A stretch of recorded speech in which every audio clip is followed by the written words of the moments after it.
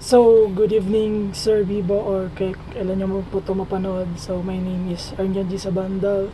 So, what I have learned in this subject na diniscuss mo, sir, is ano yung contracts and obligation.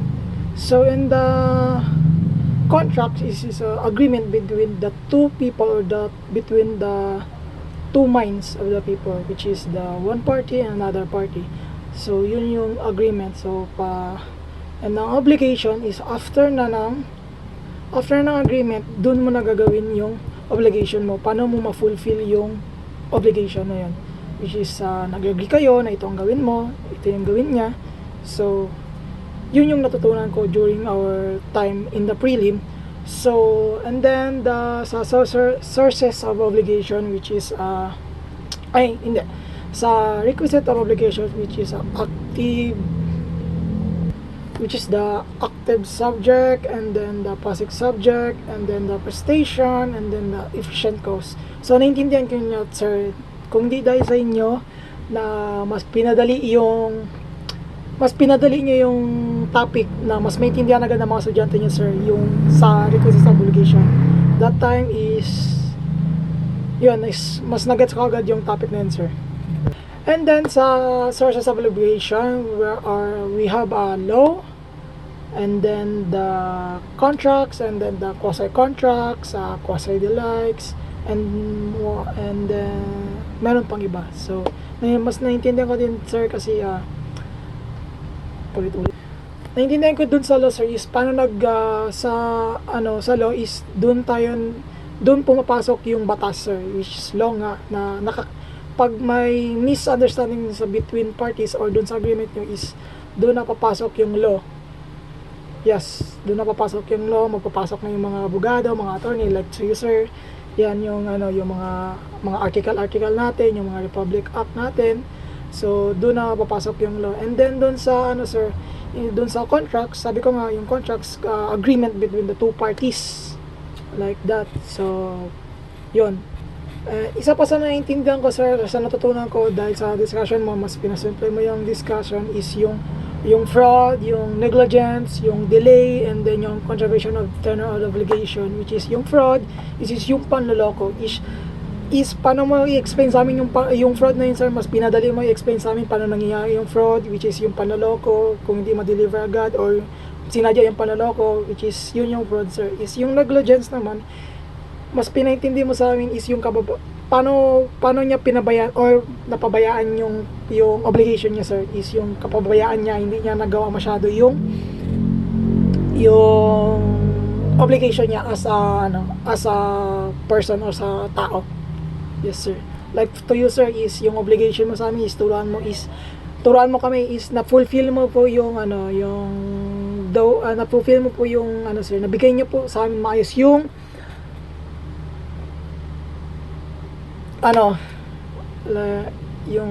yung pagtuturo mo sa amin, sir, is naintindihan namin yung topic niya, sir. And then sa midterm topic naman natin, sir, is yung tinuro niyo po sa amin is yung facultative obligation, alternative obligation, and meron pa pong iba na hindi ko masyado naalala, pero alam ko po paano nag-work yung ganong na scenario, sir. Yung facultative, sir, is lang siya, sir, only one prestation lang, sir.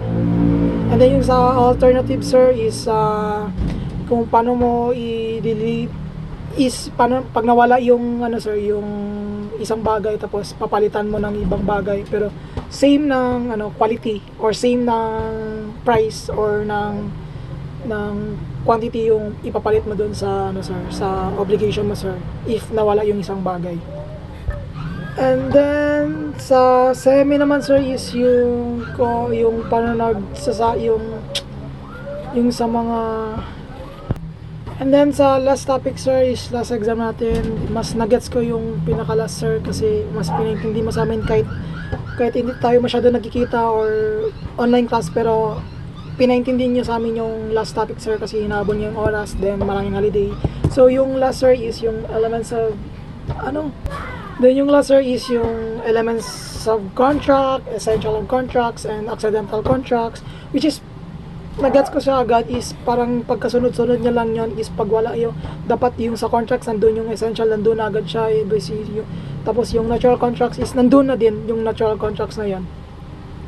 And then sa accidental contracts kung may idagdag ka pa ba dun sa kontrata nyo or add-on lang ba, parang add-on lang dun sa kontrata.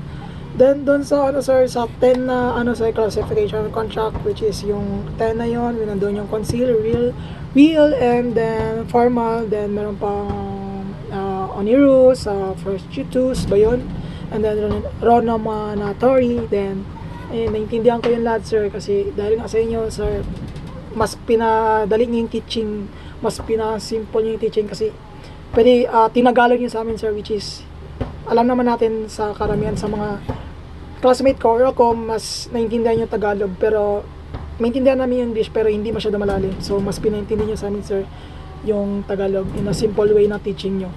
Then sir, that's all. Natutunan ko yung lahat sir na dahil sa'yo mas pinasimple mo yung discussion, and that's all. Thank you sir for the teaching to us, and I hope wag naman sana we meet again, but hindi ko naman sana balikan yung yung subject na to kasi you know, alam mo na yun sir. Thank you. First of all, sir, thank you sa pag-intindi sa amin. Kung meron man kami nagawang mali or pagkukulang as a student, sorry po.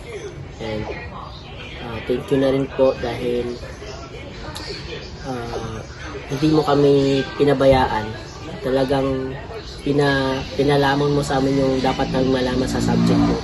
Kahit na busy ka, kahit na sabihin natin lawyer ka, meron ka pa rin time na para maituro sa amin yung mga dapat nang malaman sa tungkol sa batas or sa kontrata man yan or sa obligation man yan. Talagang ginawa mo yung best mo na maturuan kami at mabigay sa amin yung dapat namin matutunan sa subject na obligation. So sa subject mo naman is sobrang saya ng subject mo dahil hindi lang learnings ng pagiging estudyante yung nalalaman namin, kundi magagamit din namin sa pagdating ng future na dumating kami sa isang sitwasyon na talagang pwede namin magamit yun. Sa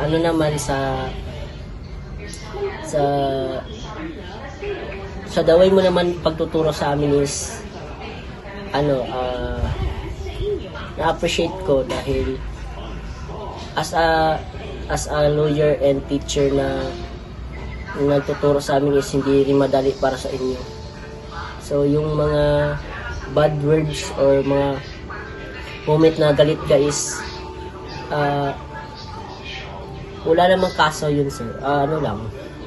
Siguro yung mga words lang na siguro hindi kayang marinig ng ibang klasiko kaya may nasasabi silang hindi maganda. Pero para sa akin, it's okay kasi yun yung way mo na para pamukha sa amin na dapat kami matuto sa subject mo, dapat kami mag-aral, dapat kami mag-study upang yun, malaman namin yung iba't ibang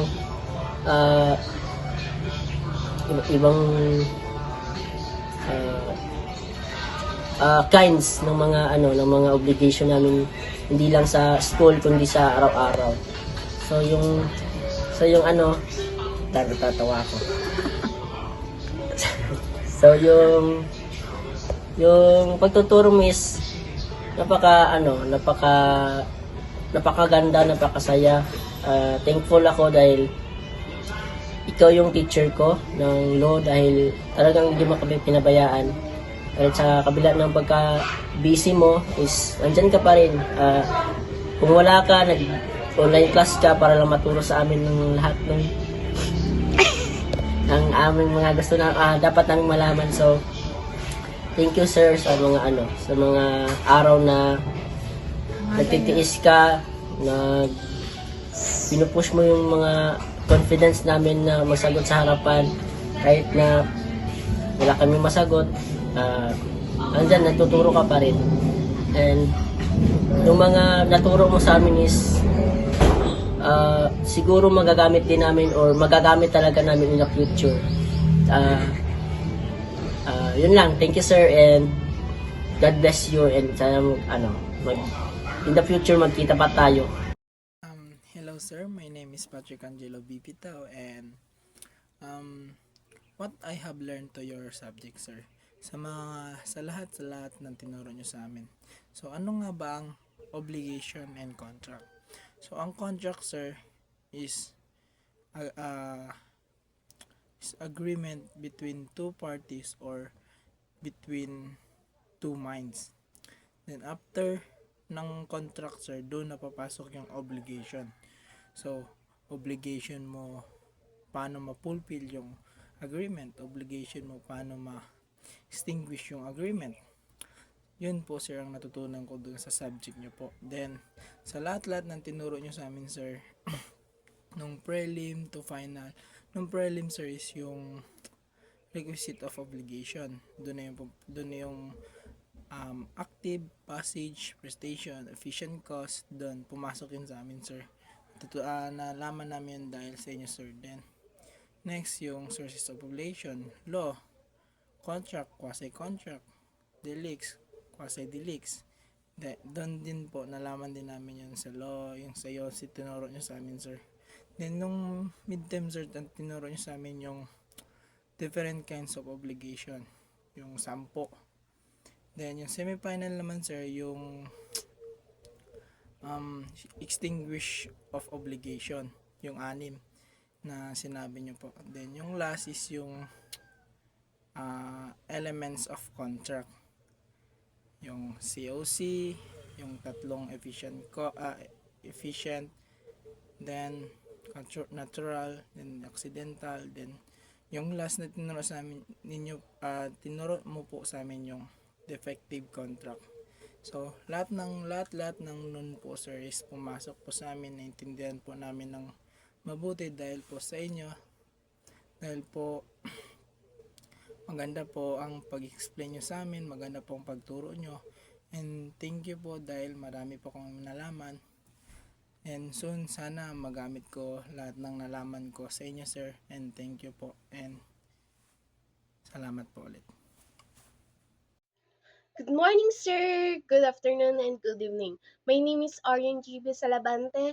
I'm from Business Ad Ito, which is magte-thank you muna ako sa iyo, sir, kasi I appreciate everything.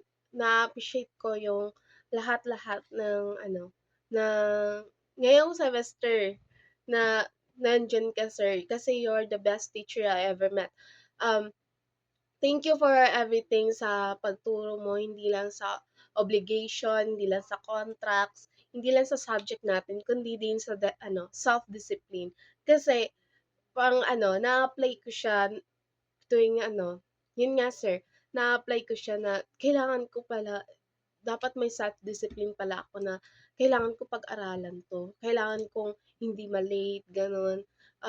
Thank you sir kasi napa-realize mo sa amin na kailangan namin palang sipagan lang kasi kahit matalino ka, kung hindi ka masipag, hindi ka matututo. And thank you sir sa sa lahat-lahat ng lahat-lahat kasi hindi bukod sa sa pagturo mo, napa-realize mo sa amin na kailangan namin lang ng self-discipline. And thank you for everything, sir, kasi andyan ka and na naturuan mo kami sa lahat-lahat. Thank you for everything and appreciate your work, sir, and thank you. Thank you for everything. Yun yung masabi ko. Thank you sa lahat-lahat. Ang natutunan ko sa subject mo, sir, is yung obligation, which is yung it's your obligation na gawin yung bagay na yun, na gawin yung yung part mo as an obligor.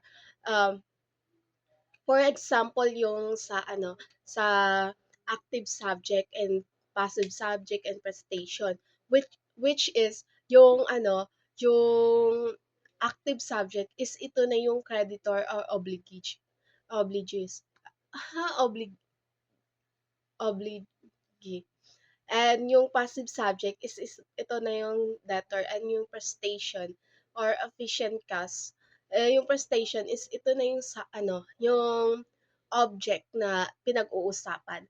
Yung yung active subject is ito na yung creditor, which is sila yung magde-demand.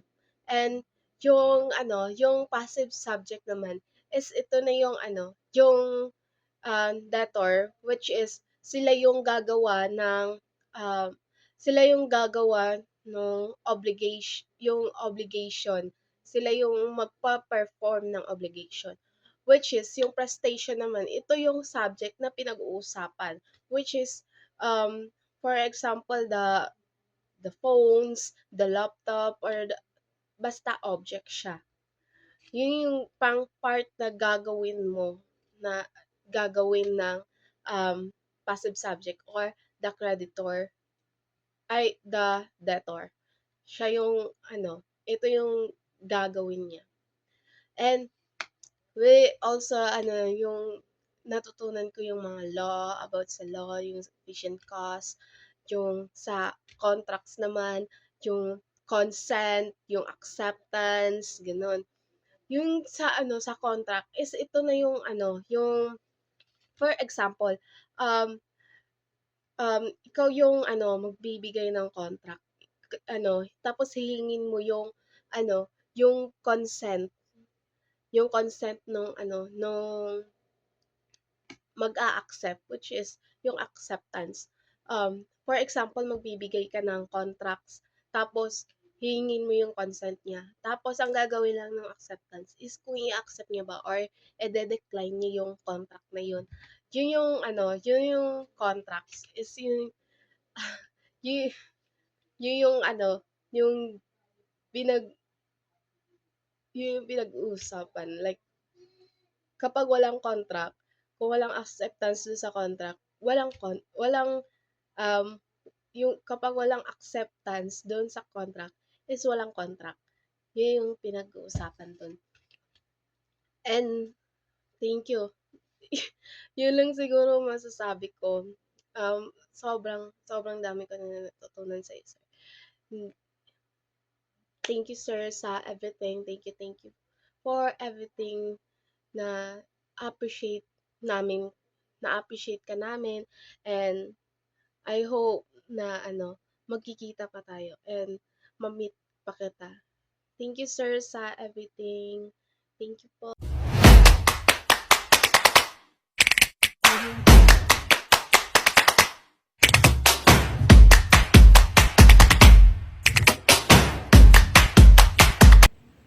Good morning, Sir Attorney Bibo. My name is Raisa Sakhib. Today, I will share my learnings about obligation and contract. I will present today my video presentation. So now, I will share my learnings about obligation and contract. In this lesson, I learned importance of agreements and responsibility and the legal rules that guide contract between two people. Ang dami naming natutunan sa kanya, moral lesson, hindi lang isa, hindi dalawa, tatlo, kundi ang dami po. Ang naging moral lesson namin, ang dami namin natutunan sa kanya, ang dami, super dami po. Itong books na to, ni-require niya sa amin, unang-unang pasok pa lang niya. Itong business law na books. Ito yung books na nire-require niya sa amin. Kailangan namin pag-studyan araw-araw para hindi kami mabagsak. Kailangan namin mag-study. Kasi nga, gaya ng sabi ni Sir sa amin, natutunan namin, mag-aral lang kayo, mag-study kayo ng maayos para maging moral lesson nyo sa inyo yan. Kasi nga, isipin yung magulang nyo, ginagastos nyo, para hindi kayo mabagsak, hindi yung hinahayaan nyo lang sarili nyo. para mabagsak kayo, kailangan nyo mag-study. Always na sinasabi sa amin is, mag-study kayo, mag-study gano'n lang, para maging lesson sa inyo. Kaya nga, thankful ako sa kanya kasi nga marami akong moral lesson na natutunan sa kanila. Hindi lang isa, hindi lang dalawa, tatlo, ganyan. Ang dami po. Kaya super thank you ako na thankful po ako sa kanya. Kaya ang dami kong natutunan. Super ganda ng pagtuturo niya. Kahit super strict siya, ang dami naming moral lesson sa kanya. Kaya thankful po ako sa kanya. So, magbibigay ako ng mga example na naging topics niya. So, yung mga example of topic niya, yung natutunan ko sa kanya, and magbibigay na lang ako ng mga example, yung sources of obligation, ito yung mga law, contract, quasi-delict, and quasi-contract, and mga delicts, and sa elements of contract naman, yung consent, object, and cause, and yung kinds of contract. Ito yung mga valid contract, void contract, and voidable contract, and yung forcible contract, ito yung receivable contract, and pati yung kinds of payment po, ito yung voluntary of, conventional, and pati yung legal. Hindi lang po isa kundi marami pa pong mga example about mga contract, mga legal, mga elements, lahat po yun is natutunan ko. Super thankful ako. And then, so, thank you po sa iyo, Sir Bibo. Ang dami ko pong natutunan sa subject na. And, sukran po. And, so, ito na yung last video na ipapasa namin. So, ito lang po masabi ko sa inyo. Thank you po sa lahat po ng tinuro nyo sa amin. And marami po kami natutunan. Thankful ako kasi nga, yung subject mo po is naging moral lesson sa akin. And then, marami akong natutunan. And tapos, natatak na to sa isip ko. Lahat po, kahit super strict mo, mabait ka rin pala. And gaya ng sabi niyo po sa amin, kailangan namin mag-study, isipin namin yung parents namin, ginagaslo, ganon. Dapat kailangan namin i-motivate yung sinasabi niyo sa amin, pati yung parents namin. And so, thank you, sukran sir, ang dami ko pa natutunan. Kahit super strict niyo po sa amin, nagiging moral lesson sa amin, and nagiging motivate namin lahat po ng tinuturo nyo. And so, the last comment ko na lang, thank you sir, and sukran. Moral lesson ko po yung lahat po nang diniscuss niya, and naging motivation ko lahat na dinidiscuss na tinuturo niyo po. And sukran.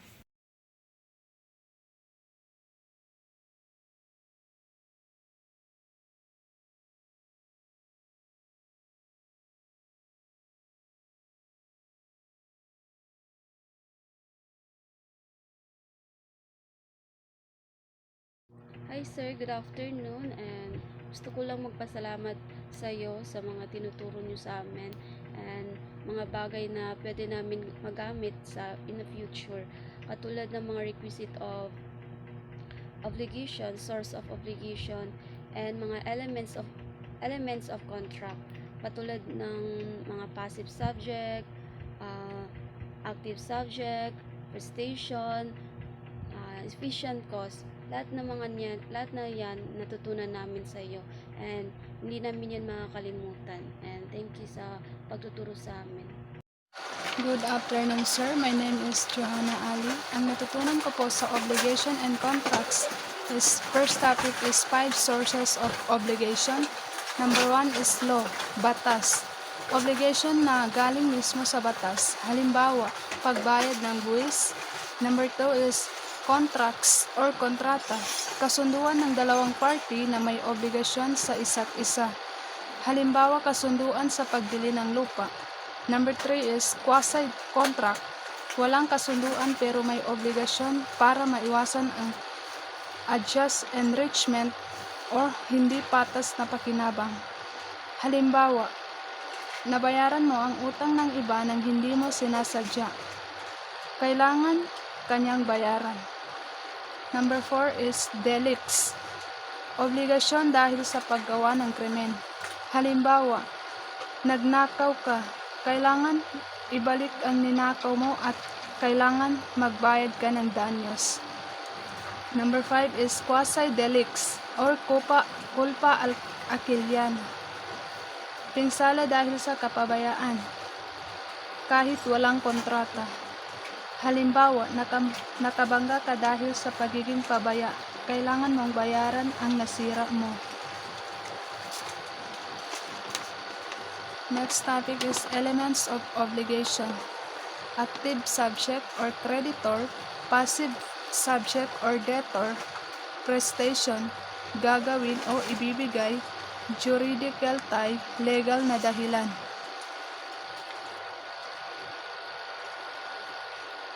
Kinds of obligation, poor and conditional, with a period, may takdang oras, and alternative and facultative. Joint and solidary obligation, divisible and indivisible obligation, and with penalty obligation. Number 4 is branch of obligation. Number 1 is delay or mora. Number 2 is fraud o panloloko. Number 3 is negligence o kapabayaan. Number 4 is contravention of terms.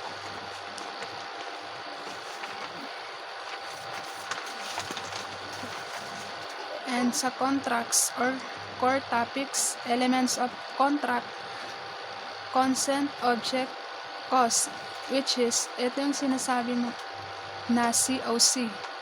Kinds of contracts, valid contracts, rescissible contract, voidable contract, unenforceable contract, void contract,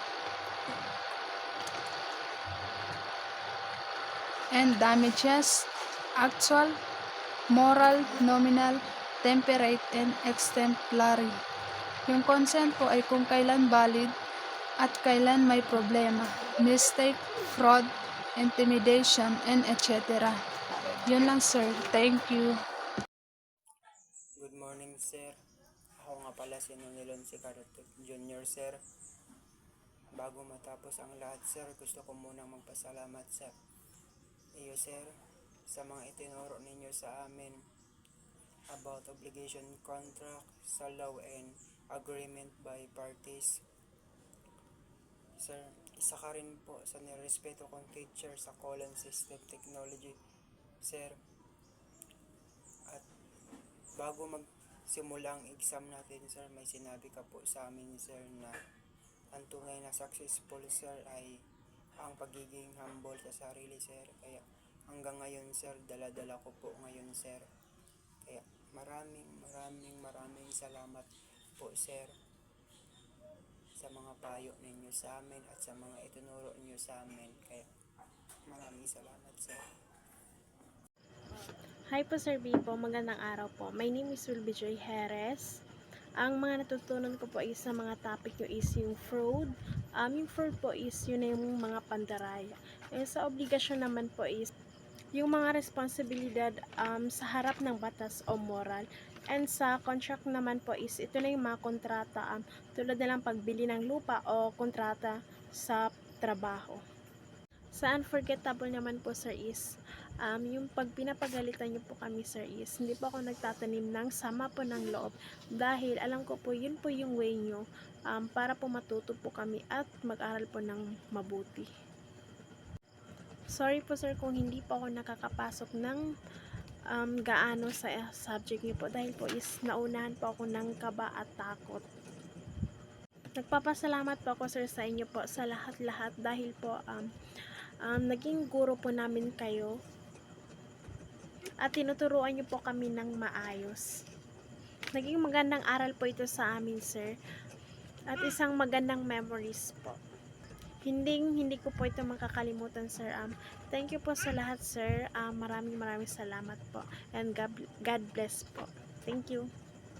Another important lesson is the essential elements of obligation. I learned that contract must have consent, object, and cost to be valid. With, Without this, a contract might be void or unenforceable. Lastly, I realized the importance of fully filing obligation properly because failure to do so can result in legal consequences such as a damage or penalties. Assalamualaikum warahmatullahi wabarakatuh and good evening to all of us. So my name is Mahmoud Muharima. So first, what is obligation? So first, the obligation is a legal duty to do something or not do something. It is a creates a relationship with one person must perform a duty for another. For example, uh, if you borrow money from someone, you have the obligation to repay the money. Then number two, mayroon tayong tinatawag na construct. So, ang ibig sabihin ng construct, it is a legally binding agreement between two or more parties where they are agree to give something or to do something. For example, it is a meron tayong mga elements ng construct. First, consents. The consents agreement between the parties. Number two, object. The object, the thing or service involved. And number three, cost consideration, the reason why the agreement. For example, if you sign a rental agreement, the contract creates obligation.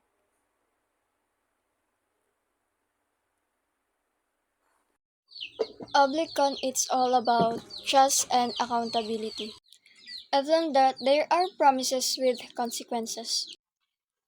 Know what's expected, communicate clearly, whether business or personal. It's the foundation of relationships. Commit wisely and you'll build trust. Hello sir, good morning and my name is Joan Valdez. So, sa mga topic or mga nilesson nyo po sa amin, for me po is yun sa elements of fraud po. Maling pahayag or pagtatago ng katotohanan.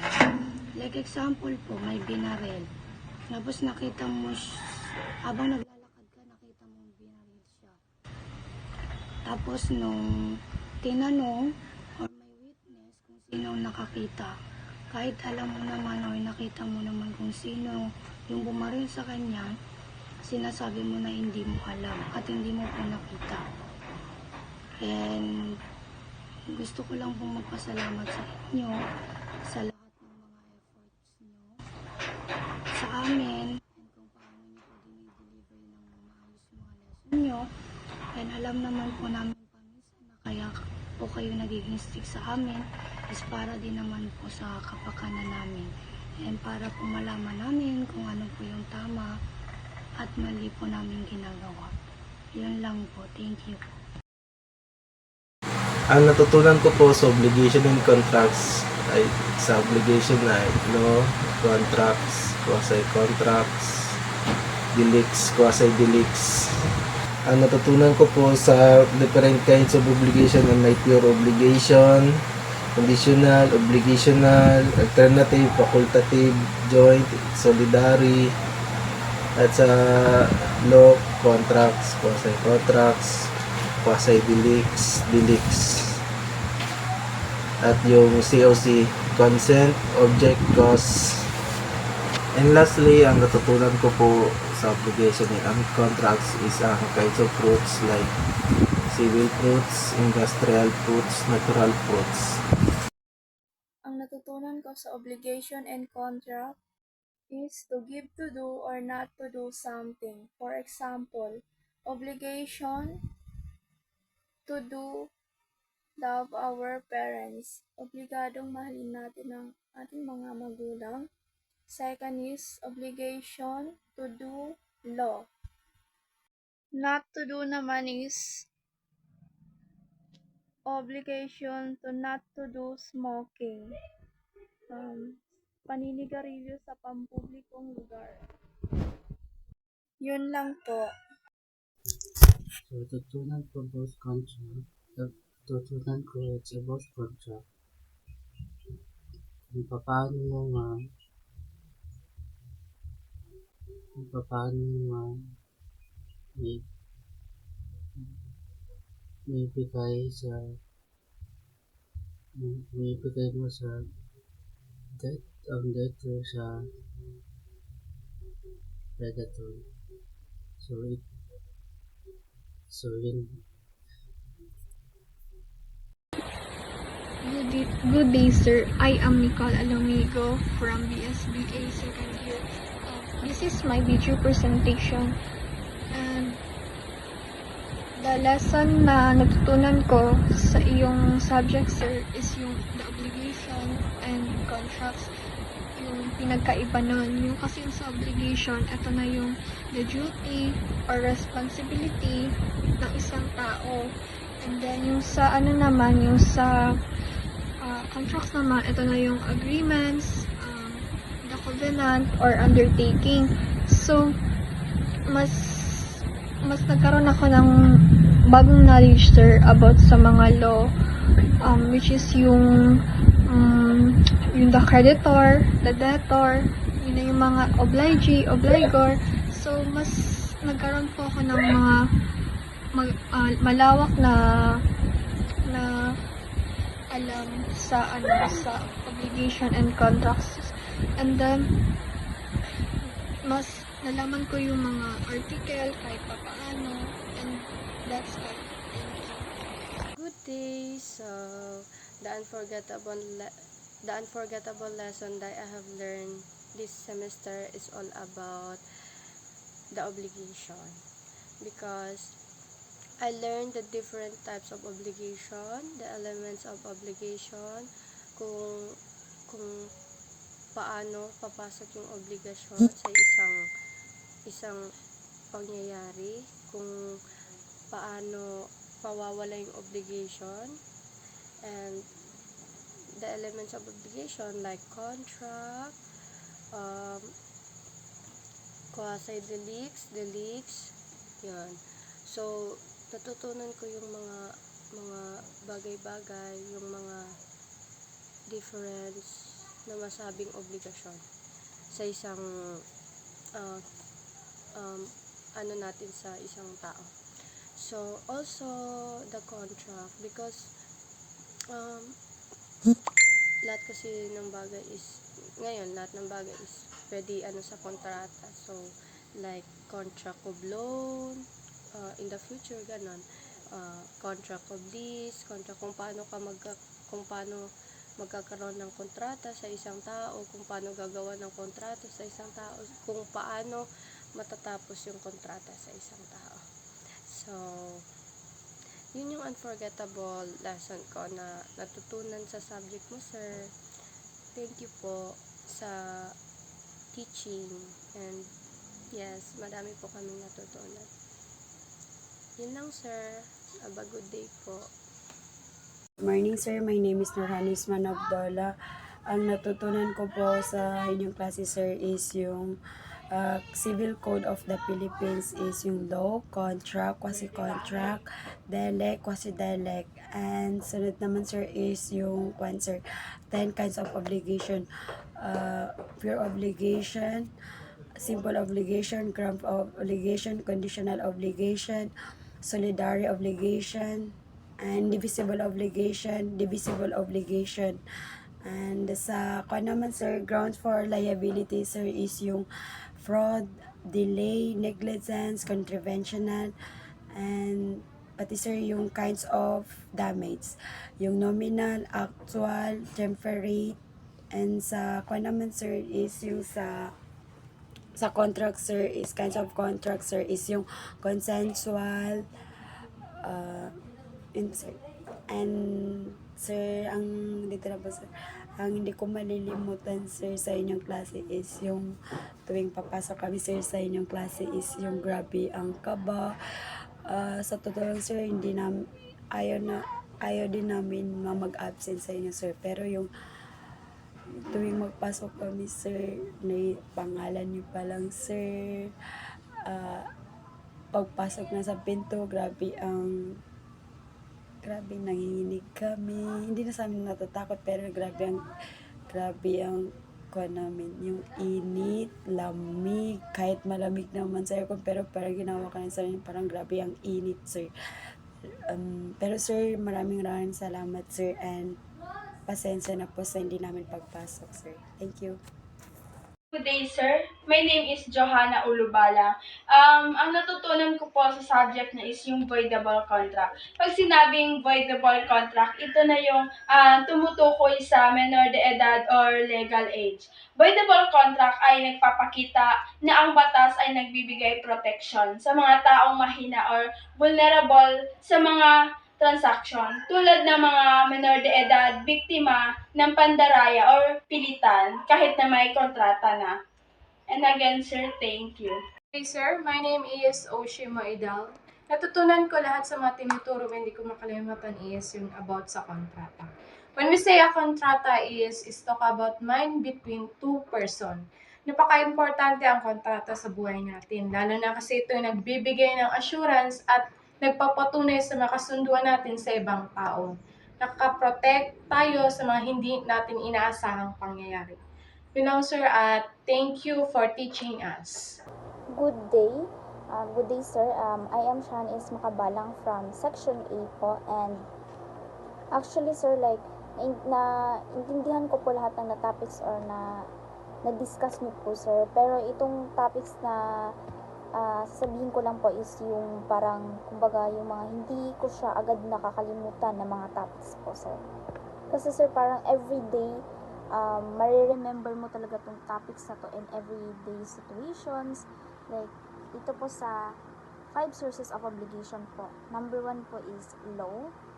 Sa law naman po is, the law itself can give you an obligation.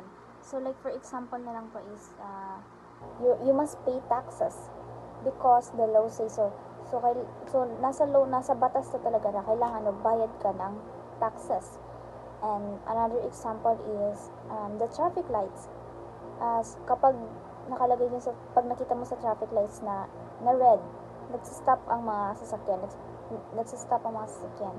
Number 2 is contracts. You have an obligation because you agreed with someone. Like for example is, you hire a tutor to teach you. You must pay, and the tutor must teach you. Number 3 is quasi-contract. Ito na siya yung mga the law wants it to be fair. Like for example, even without an agreement, the law can make someone to do something to prevent unfairness. Like for example, you mistakenly pay for a delivery that was meant for someone else. The person who received it must return it. Number 4 is acts or omissions punishable by law. Doing something illegal creates an obligation to fix it. Like for example is, you vandalize a wall in a neighbor house. You must pay for the damages. Number 5 is quasi-delicts is dito siya yung accident, by accident lang siya na nangyari. Like, if you hurt someone or their property accidentally, you must make it right. Like for example, you accidentally spill coffee on your friend's laptop. You must pay for the repair, kahit na hindi mo siya nasadya. Hello, our attorney. I learned so much to your subject. I love how you teach us. We learn about the difference, the contract and obligation, and those your example given is so very, very help us to understand what the subject is. And I love your law subject because it's my future career someday. I hope you're good day. So, good evening or good morning, sir. So, the lesson I've learned in obligation and contracts are, first is know what you're getting into. Syempre, you must understand the terms and condition before you agreeing to anything. Next is to communicate clearly, take responsibility, and respect the agreement. Yes, we all know that obligation and contracts are like the unwritten rules of life. Yes, we make promises, we shake hands, and we're bound to deliver. But it's not just about the paperwork and fine prints. It's about trust, respect, and doing what's right. So, obligation and contracts ay parang it's like the backbone of relationship, whether it is personal ba or professional. Siyempre, kapag pumasok ka sa isang kontrata, may mga responsibilities ka na dapat mong tuparin. It's like the promise na sinasabi mong gagawin mo ang part. So, that's all, sir.